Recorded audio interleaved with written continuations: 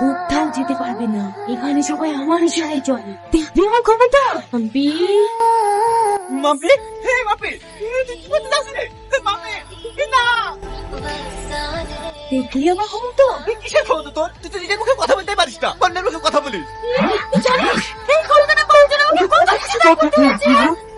হে প্রভু, তুমি আমার মনোকামনা পূর্ণ করো। কি চাস তুই? আমি অমরত্ব চাই প্রভু, আমাকে তুমি অমর করে দাও। অমরত্ব তুই এত সহজে পাবি না। অমরত্ব পেতে হলে তোকে মহাপূর্ণিমায় জন্ম নেওয়া কোনো মানুষকে বলি দিতে হবে। তাহলে আমি যে তোমার 12 বছর ধরে উপাসনা করছি, তার বিনিময়ে কি পাবো? বল তোর কি চাই? আমাকে এমন শক্তি দাও যেন আমার যাকে ইচ্ছা নিজের বশ করে নিতে পারি। তার বিনিময়ে তুই আমাকে কি দিতে পারবি? তুমি কি চাও প্রভু? আমি তোর ভাব শক্তি চাই। পারবি দিতে?